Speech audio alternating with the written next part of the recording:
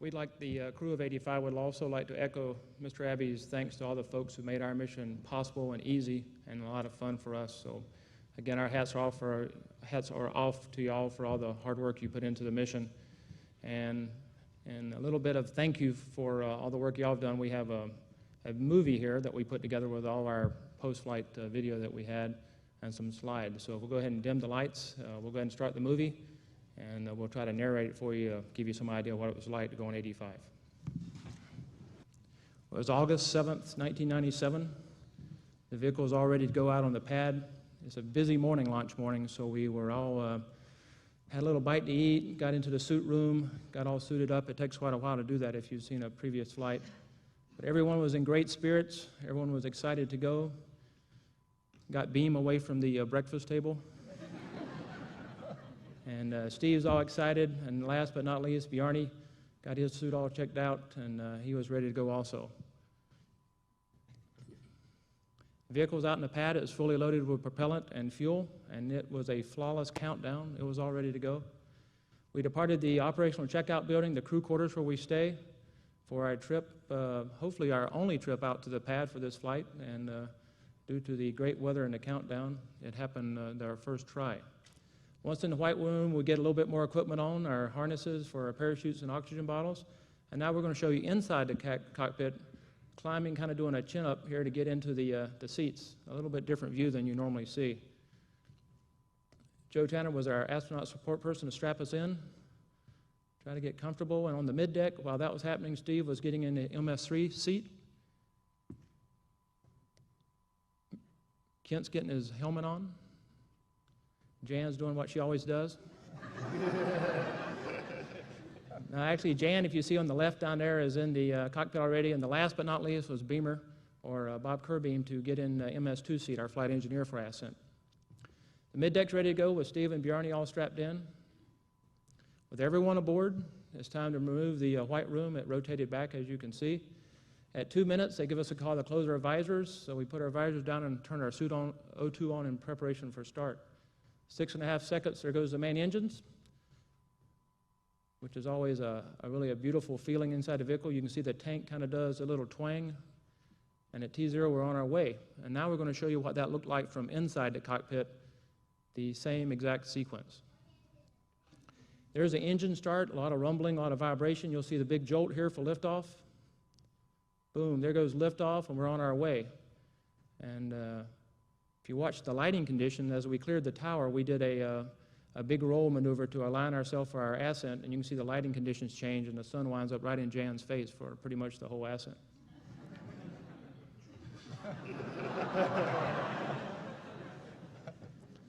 Well, as you know, it doesn't take long to get out of Dodge here when those engines get going and start pushing and all that thrust gets going.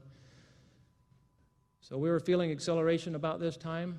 We're a high inclination flight going up the eastern seaboard, 57-degree inclination, going up to about 160 nautical miles. The launch was in kind of a hazy conditions, but we could see SRB SEP. So 2 minutes after launch, we got rid of the SRBs. And now we're going to show you what that looks like inside the cockpit, the big flash, so you'll have an idea of what we see at SRB SEP. So it definitely gets your attention. You know the boosters are now separated. We can put our visors up at that time and ride the 3 shuttle main engines to the orbital speed and orbital altitude for the rest of the ascent. After we get off the tank re-enters the atmosphere. That gives you some idea of our speed. This is real time. This is not sped up. Some idea of our speed at the low altitude we're at. And once we're on orbit, it's now time to turn the rocket into an orbital space station. So we open the big payload bay doors and get ready for payload ops.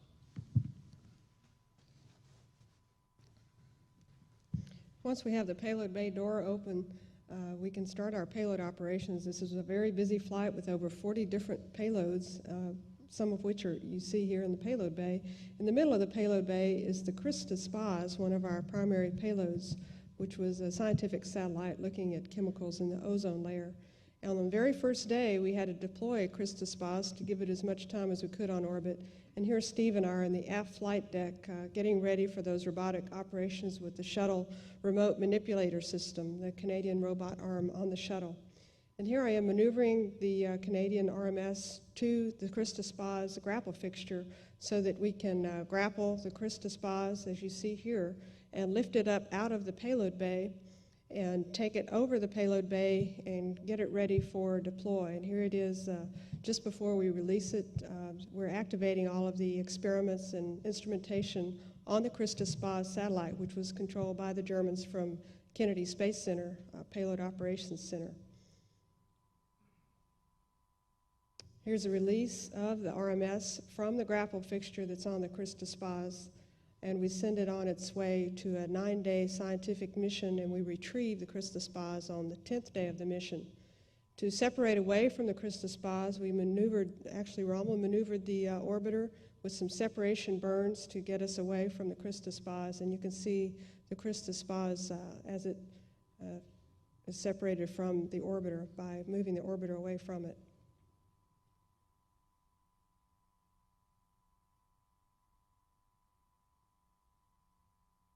They were able to get a lot of data in those 9 days. As you can see here, it is now fully separated from the orbiter. Although Christus was our main payload, our payload bay was very full. As you can see here, forward in the orbiter is to your left, and the first payload you see there is the Japanese robotic arm, or the MFD, the manipulator flight demonstration. Then the next bridge you see there is the technology and applications and science experiment, which had a bunch of engineering models to be tested in zero-G and also scientific experiments.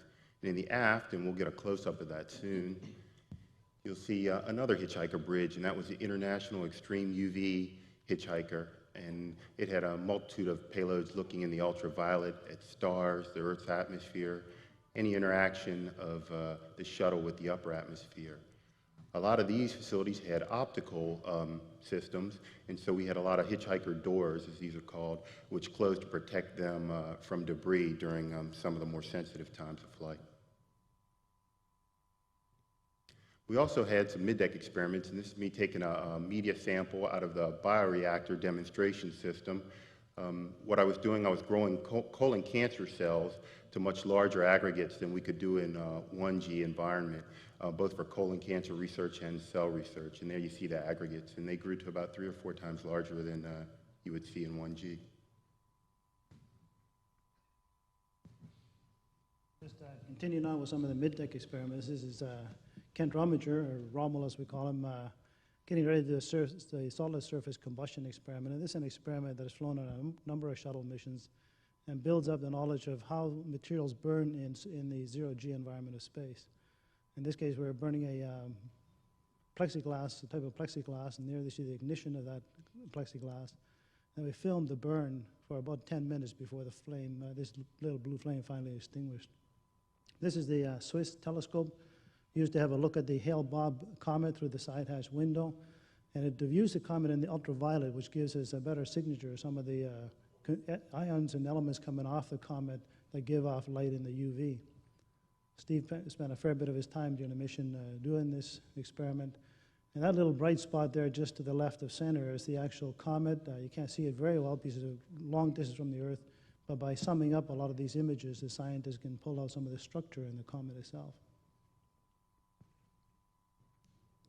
This is Jan and myself just preparing the microgravity vibration isolation mount for one of the experiments we're doing on it. This system isolates experiments, fluid dynamics and material science experiments from the vibrations of the shuttle. And we'll see in the next shot that not only can we isolate, but we can actually shake an experiment with very well-controlled acceleration profiles to look at the sensitivity of experiments, typically the kind that we're going to be doing at a space station, to the vibrations. And here's a little student experiment we used MIM to do where we can visualize the motion of rather large-looking molecules that would behave the same as molecules in the air around us here today. Another robot arm on the space shuttle on this flight is the Japanese manipulator flight demonstration. It's a small robotic arm, about 5 feet long. As you see here in the payload bay, Steve and I were the operators of this. We're taking it from the stowed position to the operational position where we can maneuver it around. This is the real-time speed of it. It's a very precise instrument, so it's therefore very slow, but it's very functional. We can use it on the space station to take experiments off of a pallet, put them inside of a scientific airlock, or to do very fine tasks that we'll need to do on the space station. One of the things that we did on our flight to demonstrate this capability was we took this arm, which has a grapple fixture at the end of it, attached it to the box you see there. We called it orbital replacement unit. We attach it to the box and unscrew some of the bolts that are attaching that box to its plate. And we actually moving this around to test the performance of the arm and test its capability with a load on the end of the arm. So we moved this orbital replacement unit around, and that's a similar type of activity we'll be doing with this arm, which is on the end of a very long arm on the space station. So we just tested the small, fine arm portion of what will fly on the space station.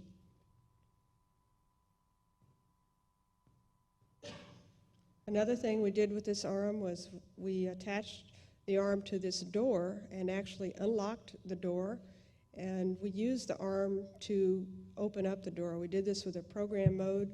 We also did a lot of operations with some control from the ground, not just with the crew on the flight deck operating the arm. So this demonstrated a lot of capability for the future, and it performed very well.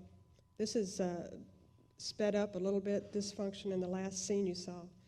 We celebrated the success of this arm by eating some Japanese curry rice. You notice the chopsticks and rice and curry, which was just delicious.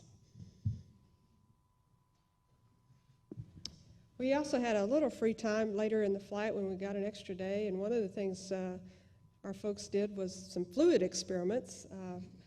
Fluids tend to form a ball because of the surface tension. They form a sphere, and here we're trying to join the red sphere and the water together, and we were successful after a few tries. Another typical mid-deck activity is exercise. When you're in space, your cardiovascular system doesn't have to work as hard, so we have to exercise to make sure it works fine. We stayed busy on the flight deck as well throughout the flight. Along with a lot of the payloads came pointing constraints, pointing at various planets, stars, the sun, and back at the Earth. So Kurt and I both stayed busy putting in digital autopilot inputs to point at the different payloads at that. Also on the flight deck, you're usually busy with Earth ops, and just to give you an idea, we bring back more than 3,000 photos of the Earth. And here's some of the Earth going by at over 17,000 miles an hour. And the Earth observation scientists, as well as oceanographers, meteorologists, particularly interested in this view. This is Super Typhoon Winnie, and we were fortunate enough to pass right over the eye of it.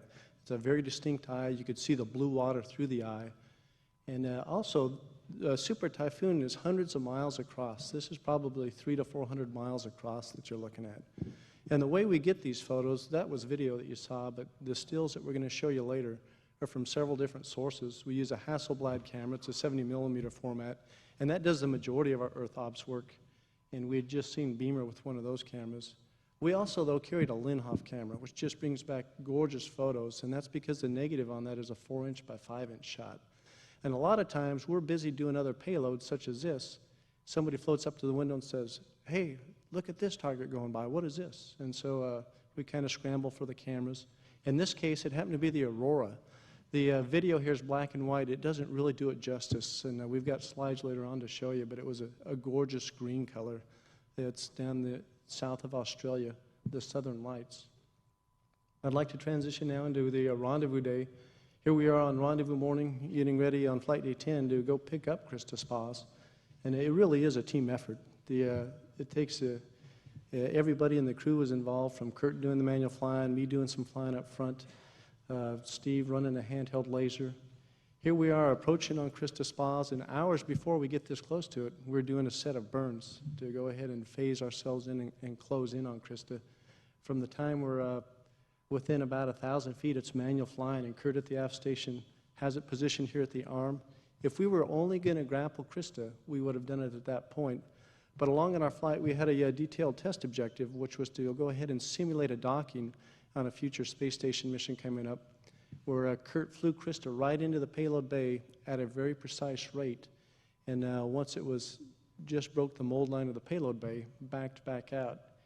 And to me, it's always amazing that here you've got a 7,000-pound satellite, And we have probably a 250,000 pound at this point orbiter, and we can control that orbiter to a 0.1 foot per second plus or minus 0.03 and very precisely fly it into the grapple. Well, as you can see, Kurt did a great job flying the orbiter right up around Krista, and he offered just to berth it for us without using the arm at all. And we politely declined that offer, and so Jan took control of the arm. And this is Jan flying in to grapple the Krista Spa's satellite. And it's a very gentle maneuver, and here it is ready to get put back into the payload bay. Your eyeballs are essential tools up there in orbit, especially when you're doing robotics operations like we did a lot of in flight. Here's Jan looking out the overhead window, and this is kind of an unusual view where we've got a camera up on the arm looking back down at our crew compartment, this teeny little spot up there in the heavens. And I don't know if you can see Jan looking out the window there, but it's a really important part of doing accurate robotics operations. In the future, however, we're going to have to learn to rely on other sensors, other than eyes. We won't always be able to see out of the space station to see our arms. You see targets on the arm here and also targets on our payloads, Krista Spas here. These are for a Canadian-developed synthetic vision system that gives you a computer representation of where the payload is in relative to the payload bay. We brought the Krista Spas right down over the crew cabin on the arm in order to test this system that used these spots as tracking targets. And you can see them here on the telescope at the Krista Spas just about 5 feet over our head. Very dramatic view. We let the sun go down and we kept lights on it, and you can see it even in the dark. We're able to track the targets. And speaking of the sun going down, as a first-time flyer, I found that to be one of the really spectacular sights in orbit. And it comes out even well on video.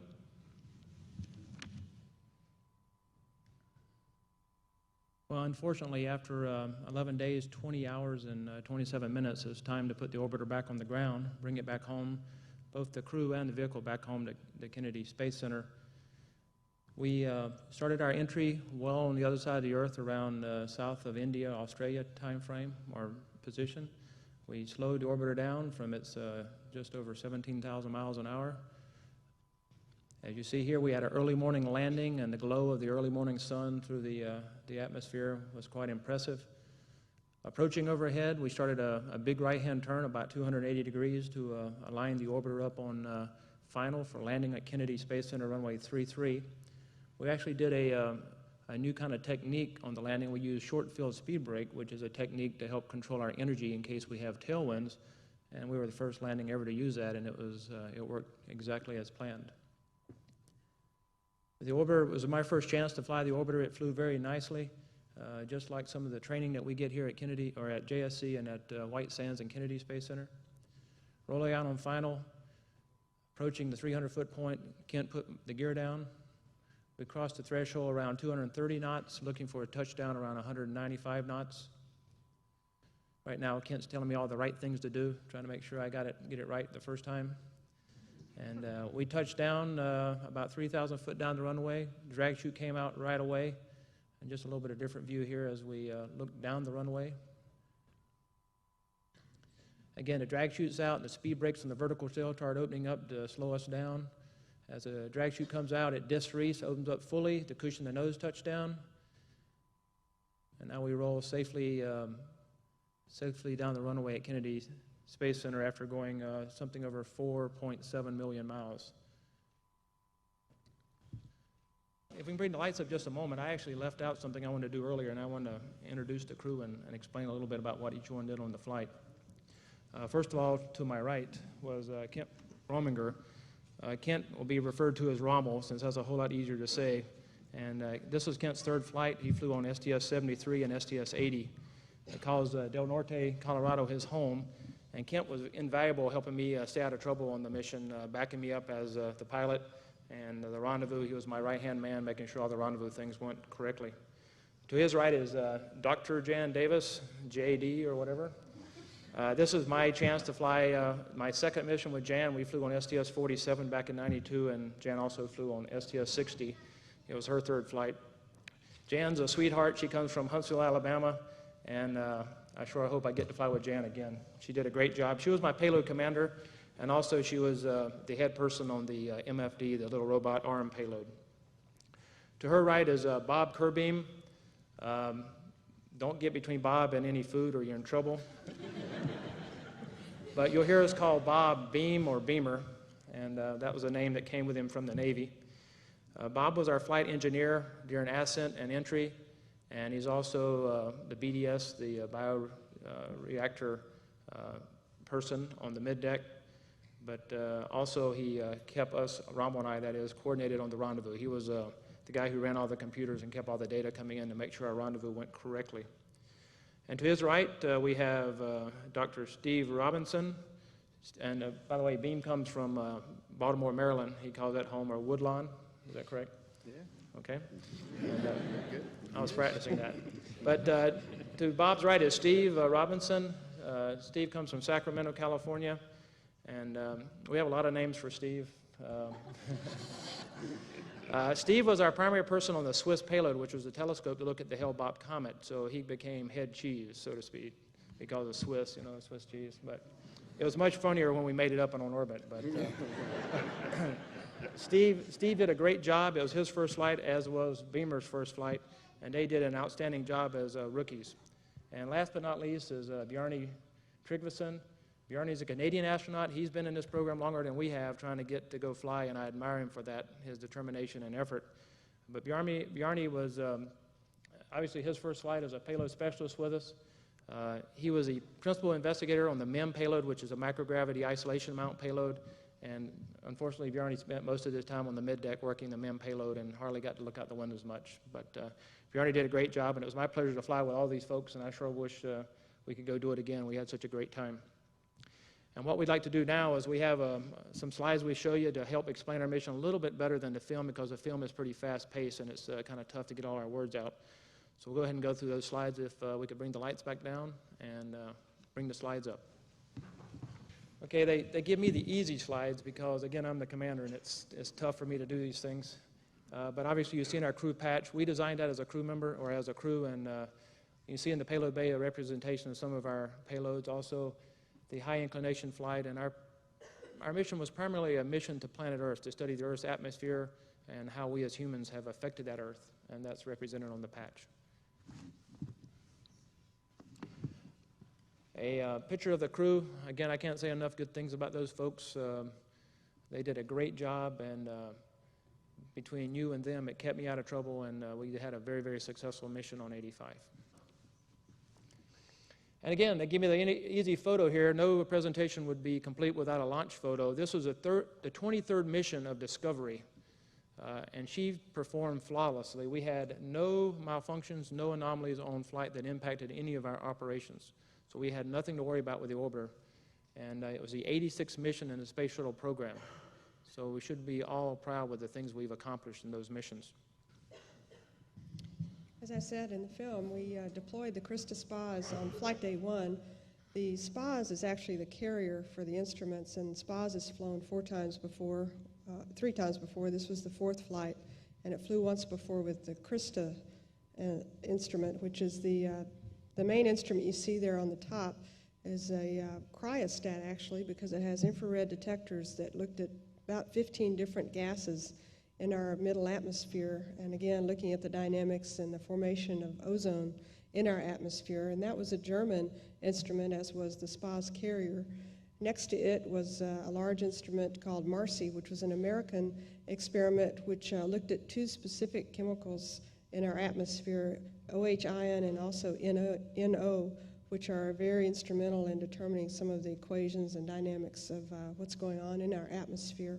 And they received lots of data from pole to pole at different altitudes in the world. Below that, you can see probably down in the lower right corner, the snow-capped mountain. That's Mount Adam, and we're actually near the Oregon-Washington border in the United States. Steve and I control the remote manipulator system from the aft flight deck. My right hand is on the rotational hand controller, which we use to control the pitch, yaw, and roll of the arm. And my left hand is actually just resting on an orbiter controller, but above it, the square-shaped controller is what we put our left hand on for translation, X, Y, and Z, to maneuver the remote manipulator system. Well, thanks to some of the folks we recognized earlier today, Alan Bartos and his gang, and Annette Hasbrook and her gang, each morning, one of the first things we got to see was a bunch of messages that were kind of faxed up to to Discovery to inform us of the changes and the updates and our big, we call it a flight plan, or our big activity plan for the rest of the day. As you can see, it's quite a lot of pages. This is about 50 pages that day, I think. We have to go through all those pages and sort them out, put them in the correct books, and get them organized for the day's activities. And also, if you look up by my head, you can see a bunch of legs and stuff. It's right after wake up, so it's a very, very busy time on the shuttle. Everyone's getting cleaned up for work and getting things sorted out. So each morning we did that operation so that we could carry on a very efficient rest of the day.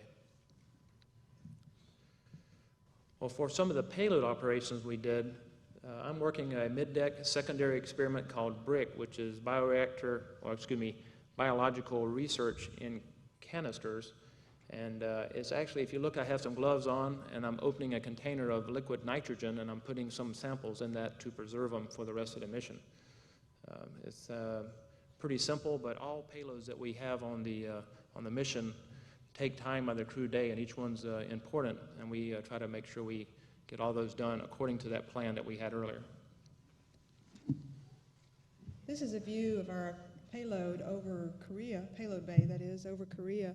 And this is what it looked like when we were looking out the aft windows of the shuttle. In the front, you can see the manipulator flight demonstration test, the Japanese robot arm, and it is stowed in this configuration. Steve and I operated the MFD, which is a lot easier to say than manipulator flight demonstration. We operated the MFD from this workstation that was in the aft flight deck. We also had 2 hand controllers for this arm. Again, the translation one on the left for X, Y, and Z, and the rotational one on the right for pitch, yaw, roll. And then the laptop computer in the center showed us what the arm was doing and some other parameters that we needed to know. And we looked at the TV monitors just behind my head to actually get a view of what was going on. On my headband, in honor of the Japanese, it says MS Ichiban, which means MS-1. Here's the view of myself working with again with the microgravity vibration isolation mount. This work is really designed to better understand some of the challenges we face with doing sensitive fluid physics, material science, and crystal growth experiments on the space station. Many of these will be affected by the vibrations of station, and MIM, which is the little purple thing, lower half of that double enclosure just in front of me, actually is a magnetic levitation system that will isolate many of these experiments from the vibrations of the station. On this flight, we were looking at 2 different things. One, how well MIM works as an isolator and how clean an environment it can provide to the experiments. And then using the MIM with the experiments mounted on top of it, looking at the effect of the vibrations on the experimental results, both for isolated situation and sometimes running it in non-isolation mode, and sometimes using MIM to actually vibrate the experiment with controlled acceleration levels. And this is me with one of the fluid cells that we're using. This particular cell is designed to study the interaction or the dynamics of an interface between the fluid and the vapor above the interface. I will spin this cell on the MIM to establish a void right in the center of a cell, and then look at the dynamics of the interface between the fluid and the void here. This is sort of a fundamental problem, typical of many experiments we'll do on space station later on. Here's another secondary experiment on the mid-deck, protein crystal growth. And along with protein crystal growth, we had 630 chambers of proteins that on flight day 2 I activated. And the reason we fly proteins in space is that in the microgravity environment, the proteins will grow more perfectly, sometimes larger, but not necessarily always larger, but more perfectly. And by flying proteins, if we can form them more perfectly, then they kind of serve as keys to solve the puzzle to all kinds of different diseases that are out there, and also can help us come up with medications. But typically what's flown are different HIV, virus or antibodies, some cancer studies, different livers, proteins for liver prevention for liver disease. And it's a very important part of flying in the microgravity environment. One of the great things that the opportunities of having a space shuttle gives you is to go up and study things that are temporary, and such as a visitor from outer space called a comet. And the comet Hale-Bopp, we were fortunate enough to be able to go up and study Hale-Bopp from our perch above the Earth's atmosphere in Discovery. The black-looking canister in there in my hands, my carefully gloved hands, was a small telescope looking out the side hatch window. That's the hatch that we crawl in and out of the orbiter on launch and landing. And it's got about an 8-inch window in it. This telescope was bolted to the hatch and looked out that window. And we were able to use the whole orbiter, thanks to some really fantastic mathematics and effort by folks here on the ground, to point the whole orbiter at the comet, zero in with some controls you can probably see there with the telescope, and get some pictures in the ultraviolet range of the spectrum that you really can't get from the ground. And this was all recorded on a digital camera. You can see at the very end there to the sort of the back of the telescope with the wires coming out of it.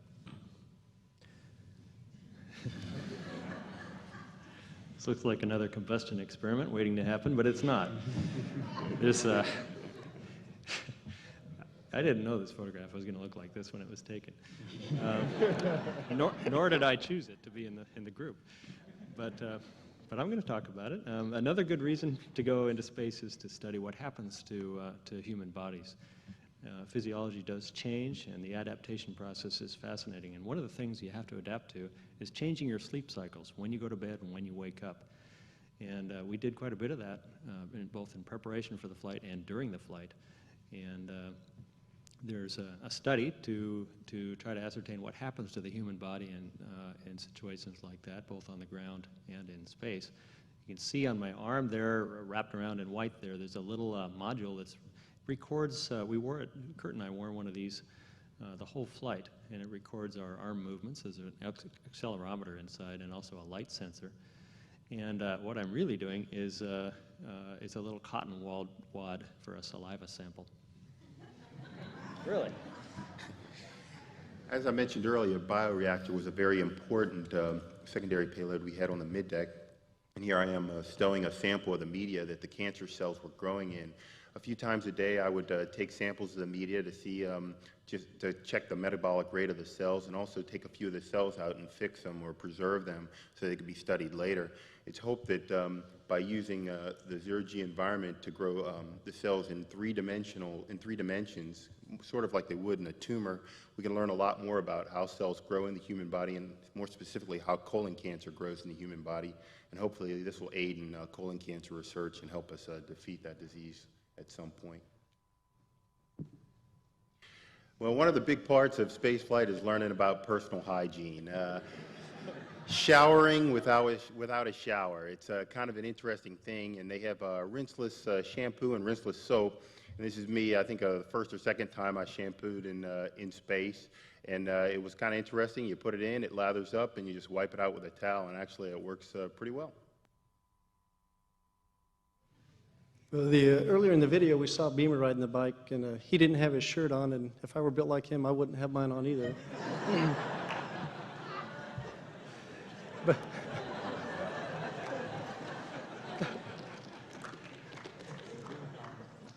But the exercise is important in space, obviously because we're in the microgravity environment and our muscles don't have to support our weight.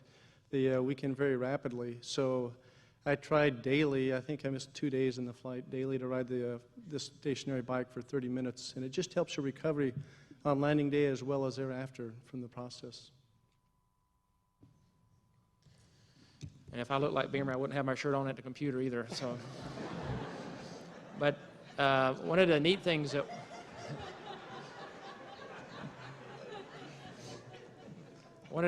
that we're able to do on orbit during post-sleep and pre-sleep time, when we're not actually working payloads, is we can receive mail from our family and friends and stuff here on the ground. So that's one of the things I'm doing. Also, we had a record flight. We had 11 of the laptop computers on board, the little computer you see I'm working with there. We had 11 on board due to all the activities with all the payloads we had. So we, as we mentioned earlier, had a busy flight, and all the payloads, they had their own computers. Well, following those days of hard work and lots of exercise there and washing your hair, you do have to spend a little bit of time sleeping. Sleeping in space is a little bit different than sleeping on the ground. For one, you don't have a mattress to lie on. So if you tried that, you would just float off the mattress and your blankets would float away. So we use sleeping bags and just tie these down to any convenient spot. I happen to be tied to the floor here. Rommel was tied above me at the ceiling, and Jan and Steve are tied to the wall above my head in this picture. And you just let your body relax. And where my hands are in this position, it's just a natural place that your hands go if you're completely relaxed. And without the effect of gravity trying to pull them down, they just float in front of your face. You'll notice I don't have a pillow here. First couple of nights, there is a pillow that's kind of attached to the sleeping bag, and you can kind of tie that to your head to give you the comfortable feeling of being at home sleeping on your bed. But after a couple of days, you don't bother with a pillow and just let your head float around. One of the pleasures of coming back to space, from space is you get to lie on a bed and feel that thing against your back. But it's great doing this stuff in space. Another thing that's a lot more difficult to do in space is to get control of my hair. And every morning I would attempt to do that, and I'd have some gray tape nearby and brush out all the stray hairs. And I would always tie it back in a ponytail during the day so that it wouldn't get in the way of the equipment and everything. And whenever I would go up to the flight deck before I'd tied it back, I got a lot of flack from my crew because my hair would take up the whole window and they couldn't see out the window. So I always made sure that I tied it back every day. Every crew takes a crew portrait in space, and we thought we would take advantage of the fact that we no longer have the airlock inside of the middeck. And this is the second flight of the external airlock on Discovery, so it's out in the payload bay, and it leaves this really nice volume in the middeck, so we thought we'd take advantage of that. And as you can tell, our crew has a lot of fun together, and we had a lot of fun making this picture too. Here's a picture of the forward flight deck on the rendezvous day, and it's a nice way to show what kind of teamwork's involved in doing a rendezvous. Here we are going through a little briefing at the start of the rendezvous day with Kurt in the commander's seat and myself and the pilot. Beamer down in the MS2 position, and it's too bad you can't even pan out more with the camera because you'd see the other three crewmates in the aft flight deck. It's a very busy place on rendezvous day, and as I kind of alluded to earlier, it really is a full team effort. And this was the effort that we were going after on flight day 10, and again, it was mentioned in the video, but Krista Spas, I'd just like to add, was an ideal satellite. The Germans that ran Krista, as well as the American instruments that were on board, all performed flawlessly, and we were very excited to get that news back up to us in the daily summaries on how well Krista was doing, and she performed awesome, and she was very, very stable during the rendezvous for us to grapple her. Of course, during the rendezvous process, there's a lot of information coming into the cockpit and being processed by everybody on board, especially Kurt when he's flying the vehicle by hand, and we have some fairly complex sensors and some fairly simple ones too. This is a handheld laser, just a battery-powered little box with a trigger on it, and I'm sighting up through the overhead window at the spas when it's not too far away, and it sends out a laser pulse, a timed laser pulse. Counts how much time it takes to get there, bounce off the target, and come back, and can tell us how far the spas is away to within inches.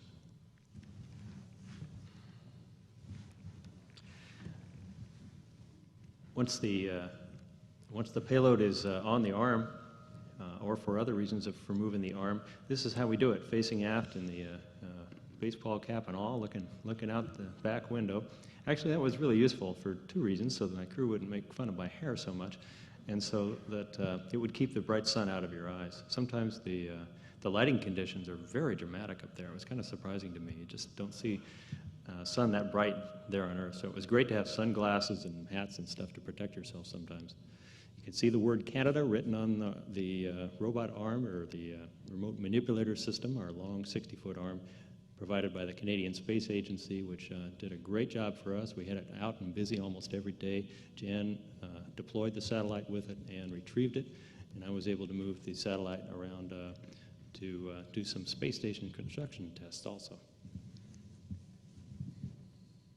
And as we said many times, Earth observation is a very important part of every mission. We have probably one of the best views of the Earth that anybody's ever had. I think this was the thing that surprised me most. It's hard to describe, although we're going to try in a little while, describe how beautiful the Earth is from 160 miles or 138 miles up. I'm using a Hasselblad 70-millimeter camera here, which is pretty much the mainstay of the Earth observation camera systems we use, and I'm shooting out of the aft windows of the flight deck, actually out of the overhead windows here.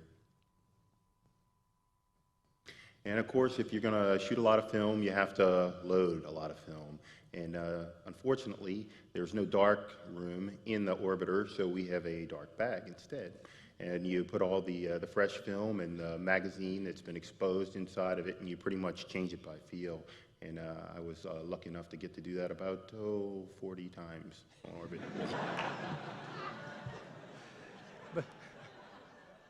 It's a pretty incredible experience to be able to fly on a vehicle like the shuttle and look at this beautiful Earth of ours. And in this view, what an added bonus in this flight was that we're in the high inclination orbit, so we get to see a majority of the Earth in this flight. In this picture here, you can see if you know the shape of a little country called Iceland, which is where I was born. It's just off below the horizon there, just to the right of the orbiter's tail. And to be able to see a country so far north of the equator is really quite an amazing thing. And it's very pretty colors in the ocean here, and it's a very beautiful view. And it's even better when you're up there able to see it with your own eyes. Here's a view of my hometown, which is Montreal in Quebec up in Canada. The big island in the middle of the St. Lawrence River that runs horizontally across the lower half of the picture is Montreal itself. A little bit above that, right in the middle of the picture, you can see the Mirabel International Airport. You can see quite a bit of detail in the land from space. And a lot of these, not only are they pretty to look at, they give geographers and geologists and meteorologists a lot of information that they can use to better understand this Earth that we live on. In this shot, the orbiter is actually about over the middle of British Columbia, which is the most westerly province in Canada.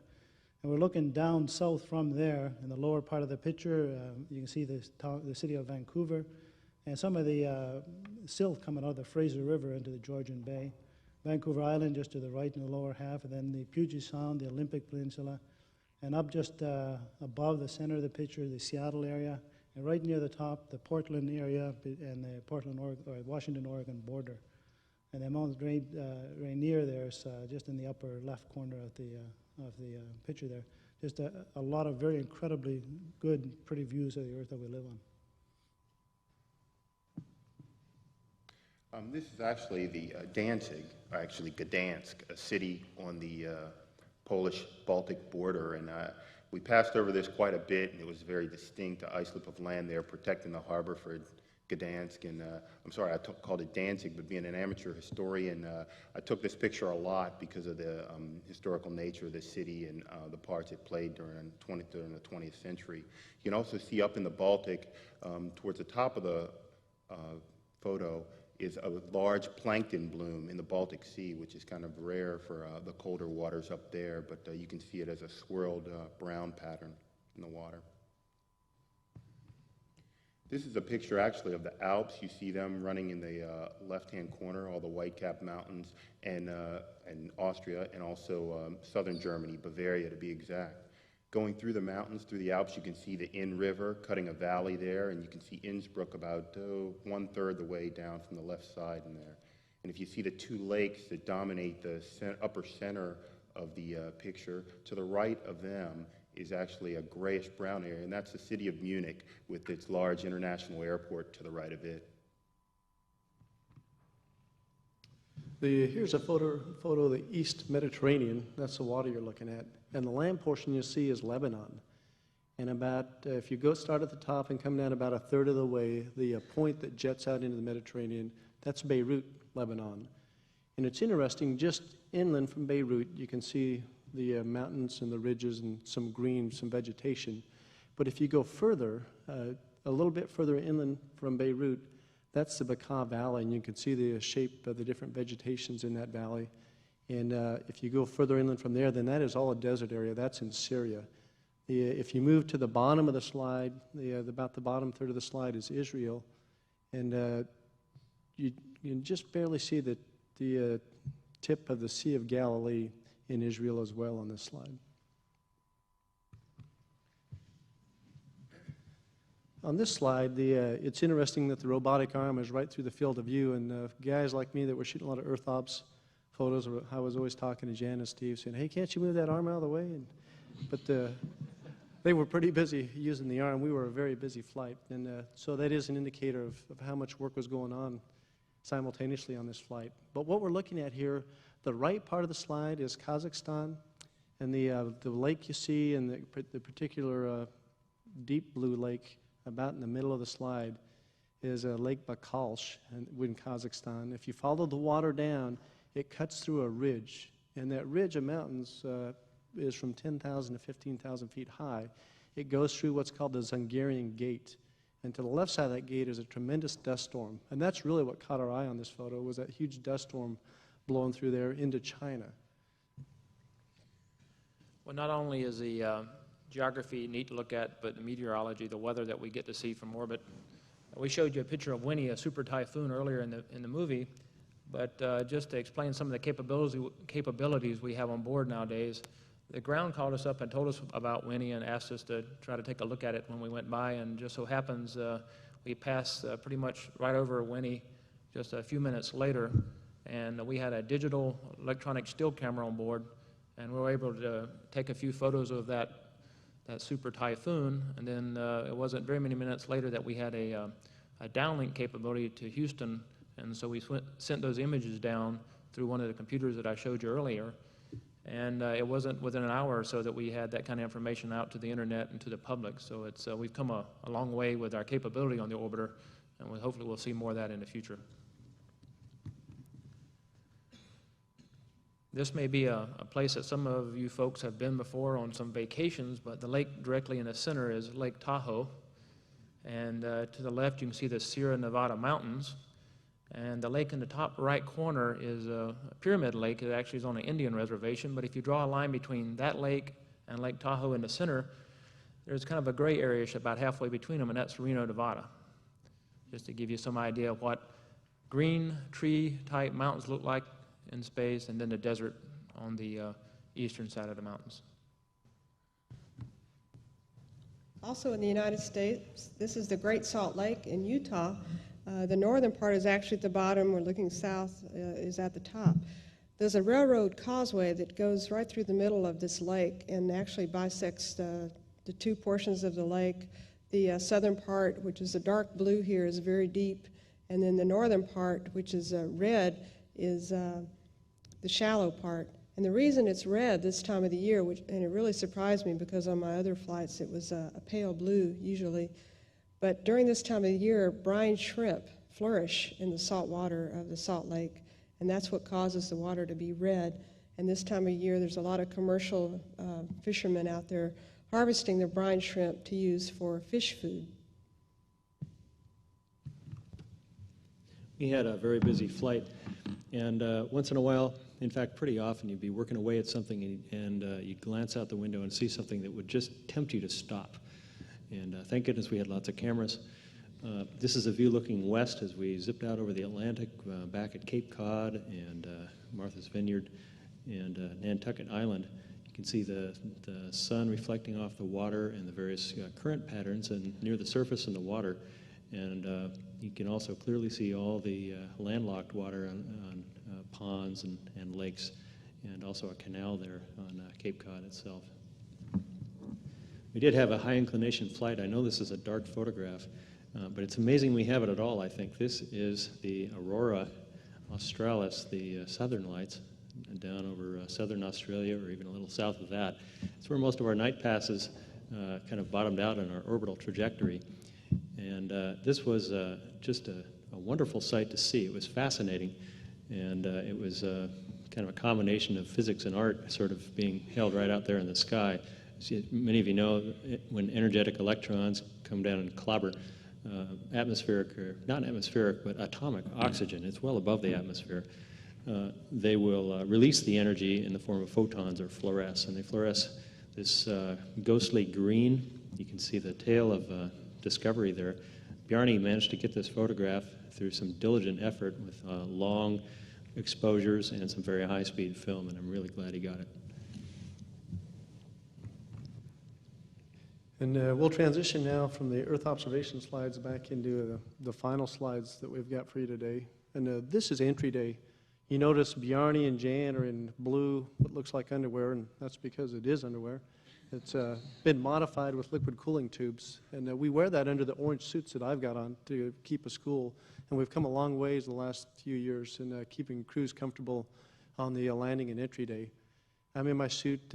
Typically, the pilots are very excited on this day because up until now, the space shuttle has not been an airplane or a glider. On launch, we were a rocket, and then we transitioned into an orbiting spacecraft. But now, we're actually going to become an airplane, or I guess you'd say the fastest, heaviest glider in the world on this day, so we're very excited. As I mentioned, they gave me the easy slides, and no presentation like this would be complete without a landing photo. We are very, very happy to be back on the ground to see our friends and family. Unfortunately, we are already missing our home in space and the work we've been doing. We traveled 4,725,000 miles, and we got together with our crew secretary and determined with NASA government rate of 30 cents a mile that we're expecting $1,417,500 in our direct deposit account soon. I promise I will divide it with y'all. But actually, we had a very nice touchdown, and as I mentioned before, Discovery performed flawlessly. We had a very busy and a very enjoyable mission. And it's always nice after we land, we get into the crew transport vehicle to get out of the orbiter. We kind of wash up a little bit, get into a flight suit out of our big launch and entry suit, and it's always nice to get out of the vehicle or get out of the transport vehicle and get a chance to walk around the orbiter itself to see what a magnificent machine that we all have created here that can go through the atmosphere and do the things that we get to do. And again, she came through in great shape, and we're all very excited, already looking forward to our next mission.